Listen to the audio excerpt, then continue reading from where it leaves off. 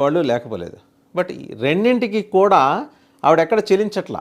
ఆ మాటలకి ఈ ఆరోపణలకి చెలించట్లేదు, ఈ మాటలకి ఈ ఆరోపణలకు కూడా ఆవిడ చెలించట్లా. సో రోజా గారి డెసిషన్ ఎలా ఉండబోతోంది మరి? ఆమె ఒకళ్ళు నిజంగా రాజీనామా చేస్తే పార్టీకి ఏమైనా నష్టమా? విజయసాయిరెడ్డి గారు రాజీనామా చేసినప్పుడు జగన్మోహన్ రెడ్డి గారు ఏమన్నారు? విలువలు విశ్వసనీయత లేని వాళ్ళు వెళ్ళిపోతుంటారు, ఆయనతో పాటు మరో ముగ్గురు వెళ్ళిపోయారు, ఇంకా ఎవరైనా వెళ్తారేమో, వెళ్ళిపోయిన ఎవరికి విలువలు విశ్వసనీయత రెండూ లేవు అనే మాట అంటారు ఆయన అంబడే. పైన దేవుడు చూస్తున్నాడు, కింద ప్రజలు చూస్తున్నారు, దేవుడు ఊరుకోడు ప్రజలు ఊరుకోరు అంటాడు. సరే, ఈ బ్లాక్మెయిలింగ్ మాటలకి భయపడేంతటి స్థితిలో అయితే రోజా గారు లేరు. ఆవిడ ఎక్కడో సఫికేట్ అయ్యారు, ఎక్కడో ఒక పాయింట్ దగ్గర ఆవిడ హ్యూమిలేట్ అయ్యారు. సో ఆవిడ పెయిన్ ఫీల్ అవుతున్నారు. మరి ఈ క్రమంలో ఆవిడ పార్టీని వదిలేస్తే ఆవిడ హక్కును చేర్చుకునే పార్టీ లేనిది. తెలుగుదేశం హక్కును చేర్చుకోదు గ్యారంటీ. ఒకప్పుడు తెలుగుదేశంలో ఒక వెలుగు వెలిగింది, ఆవిడ వెలుగు వెలిగింది, కాబట్టి ఇంకో ముద్ర కూడా ఎంచుకుంది. ఆవిడ ఎక్కడికి వస్తే అక్కడ ఐరన్ లెగ్ అని, కానీ దాన్ని తుడిపేసుకుంది. మనం గెలిచిన తర్వాత మంత్రి అయింది, పార్టీ కూడా గెలిచింది. కాబట్టి ఈ దఫా 151లోంచి 5 ఎగిరిపోయి 11 మాత్రమే మిగలటానికి రోజా గారు ప్రధాన భూమిక పోషించారని వ్యంగ్యంగా పొలిటికల్ సటైర్స్ చేసేవాళ్ళు ఉన్నారు. అయినా కూడా ఏంటంటే ఆవిడ స్థితప్రజ్ఞురాలు, దేన్ని పట్టించుకోదు. ఇది మనకు సంబంధం లేని వ్యవహారం, మనల్ని అనుకుంటున్నట్టు వాళ్ళు అనుకుంటున్నారు, కానీ అది వాళ్ళకే తగులుతుంది అని చెప్పి చిన్నప్పుడు పిల్లలు అనుకుంటారు. నన్నేమన్నంటే నీకే తగులుతుంది అని అంటుంటారు కదా, ఆ తరహాలో ఆవిడ ఫీల్ అవుతుంది. బట్ ఈ దఫా మాత్రం ఆవిడ she has taken a final call that she is going to quit. If at all జగదీష్ని కనుక పార్టీ అకామిడేట్ చేసుకుంటే, అలాగే ఆయన డిమాండ్ ఏంటి, వచ్చే ఎన్నికల్లో టికెట్ నాకు ఇవ్వాలి, వైసీపీ టికెట్ నగర నుంచి, మా అన్న మీద నేను పోటీ చేస్తాను. ఆ టైంకి టీడీపీ వాళ్ళ అన్నకే ఇస్తుందని గ్యారంటీ ఏముంది? ఆ స్పృహ ఈయన కొంటలా. రెండోది, ఇప్పుడు హామీ ఇచ్చినంత మాత్రాన ఇతనికే టికెట్ ఇస్తుందని, వైసీపీ టికెట్ ఇస్తుందని గ్యారంటీ ఏమైనా ఉందా? రెండూ లేవు. సో ఈ రెండే చెప్పి రోజా ఈ మధ్యకాలంలో వైసీపీలో ఎవరికి రాలేదేమో. పెద్దిరెడ్డి రామచంద్రారెడ్డి గారికి రాలేదు, విజయసాయిరెడ్డి గారికి రాలేదు, ఇంకా మిగిలిన సీనియర్ నాయకులు ఎవరికి రాలేదు, సజ్జల రామకృష్ణారెడ్డికి కూడా రాలేదు. ఆమెకే ఎందుకు కష్టాలు వస్తున్నాయి? గ్రహస్థితి బాగాలేదా? గాలి ఎటు వీస్తోంది అనే ప్రశ్న వస్తుంది. ఏమైనా గాలి సోకిందా అని? ఎందుకు ఆమెనే పట్టుకొని పీడిస్తుంది గ్రహచారం అని? గాలి సోకటం ఏమో కానీ, గాలి సోదరుల్లో చిన్న గాలి ప్రస్తుతం వైసీపీలో చేరటానికి నిర్ణయం తీసుకోవడంతో ఆమె చాలా హడావిడి చేసేస్తుందట పార్టీలో. సీనియర్ నాయకులతోటి మాట్లాడుతూ, ఎట్టి పరిస్థితుల్లో గాలి జగదీష్ పార్టీలో చేరితే నేను రాజీనామా చేసేస్తా. సరే, పేదవాడి కోపం పెదవికి చేటని, ఇప్పుడు ఎలాగూ పార్టీ అధికారంలో లేదు. ఆమె వాచాలత్వం వల్ల చాలాసార్లు పార్టీ ఇబ్బందుల్లో పడింది. అవతల ఉన్నది ఎవరు అనేది చూడకుండా నోటికి ఎంత వస్తే అంత మాట్లాడి, సో తన వాచాలత్వాన్ని ప్రకటించుకొని తనకు తానే భుజతాడనం చేసుకొని ఆవిడ చేసిన విన్యాసాల వల్ల పార్టీ పరువు గంగలో కలిసిందని ఆమె అంటే కిట్టని వాళ్ళు చెప్పే మాట. సరే, ఆ అపవాదం ఆమె ఒక్కదానికి ఎందుకు? వల్లభనేని వంశీ మీద అపవాదం ఉంది. అపవాదైతే అపవాదు, వాస్తవం అయితే వాస్తవం కొడాలి నాని, సో తర్వాత పోసాని కృష్ణమురళి, ఇంకా ఇత్యాదులు. వీళ్ళందరూ కూడా యథాశక్తి తమ నోటికి పనిచెప్పి బూతుల పంచాంగం ద్వారా బాగా విసిగించేశారు జనాల్ని, ఏపీ ప్రజల్ని.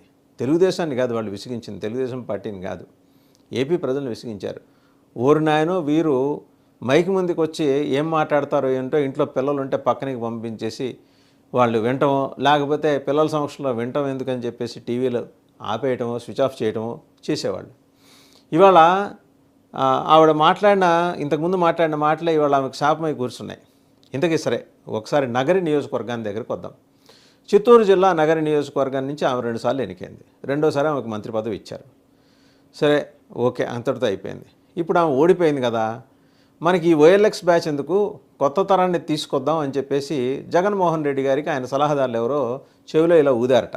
సరే, ఎవరో ఎందుకు, ఆవిడ మీద గెలిచిన గాలి భానుప్రకాష్ గారి సోదరుడు గాలి జగదీష్ ఉన్నాడు కదా, ఆయన్నే చేర్చుకుందాం అని.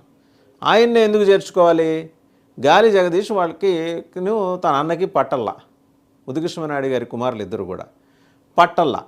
సో మరి అన్న టీడీపీలో ఉండి గెలిచాడు కదా, నెక్స్ట్ టైం నాకు ఈ సీట్ ఇప్పించండి, నేను ఇక్కడ ఉండి పార్టీ పటిష్టానికి కృషి చేస్తాను అని.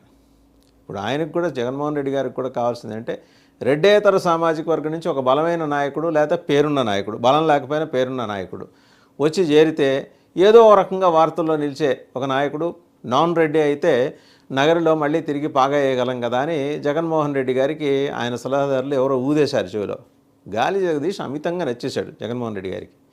ఇంకేముంది, ఆయన పిలిపించారు. మరి ఇంటి దగ్గర బయలుదేరేప్పటికీ మరి ఏ శకునం ఎదురైందో, ఏపీఐ నల్లపిల్లి ఎదురొచ్చిందో కానీ ఆయన తన నిర్ణయాన్ని వాయిదా వేసుకున్నారు. అంటే చేరిక నిర్ణయాన్ని వాయిదా వేసుకున్నారట. అలా అని పార్టీ చెప్తోంది. ఇంకో వర్షన్ ఏంటంటే నల్లపిల్లి కాదు తెల్లపిల్లి కాదు, రోజా గారు ఎదురొచ్చి నువ్వు వెళ్తే మాత్రం కబద్దారని చెప్పి అతన్ని హెచ్చరించిందని చెబుతున్నారు. సరే, చూసిన వాళ్ళకి రోజా గారు రూపంలో రోజా గారు కనిపించుండకపోవచ్చు, పిల్లి కనిపించుండొచ్చు, నల్లపిల్లి కనిపించుండొచ్చు. వాస్తవం అయితే ఏంటంటే ఆమె అతన్ని పిలిచి బెదిరించడం, ఎవరిని, గాలి జగదీష్ని బెదిరించడం, నువ్వు ఎవరి తరఫున వస్తున్నావు నాకు తెలుసు, నువ్వు టీడీపీ ఏజెంట్వి అని చెప్పేసి అతనితో చెప్పటం. అదే విషయం మరి మాజీ ముఖ్యమంత్రి గారికి కూడా చెప్పటం. ఇలా అయితే జగనన్న నేను వెళ్ళిపోతాను అని చెప్పి ఇప్పటికే ఆమె అలిగి కూర్చుంది. అవతల పక్క ఆమె ఈ స్పేస్ని, మీడియా స్పేస్ని శ్యామల ఆక్రమించటం, మరొకళ్ళు ఆక్రమించటం, ఆవిడ తీరుకున్నప్పుడు చెన్నై నుంచి వచ్చేదో మాట్లాడటం, లేదా నగరంలో ఉన్నా కూడా ప్రజలకు అందుబాటులో లేకపోవటం, తాను అనుకున్న మాటలు 4 మాట్లాడేసి వీడియోలు రిలీజ్ చేయటం, ఇంతవరకే చేస్తోంది. ఈ అలక పెద్దదైతే రేపొద్దున పార్టీకి నష్టమేమో అనే భావన జగన్మోహన్ రెడ్డి గారికి వచ్చిందని ఆయన ఆంతరంగికులు చెప్తున్నారు. కొత్తగా నష్టపోయేదేముంది, నిండా మునిగిన పార్టీకి సలేంటి. 11 మందితోటి బిక్కుమిక్కుమంటూ దిక్కులేని స్థితికి చేరుకున్న పార్టీలో ఈరోజు రోజా వెళ్ళిపోతే +−0, ఆవిడ ఉన్నందువల్ల వచ్చే లాభం లేదు, వెళ్ళిపోతే వచ్చే నష్టం లేదు అనే భావనలో పార్టీ సీనియర్ నాయకత్వం ఉందిట.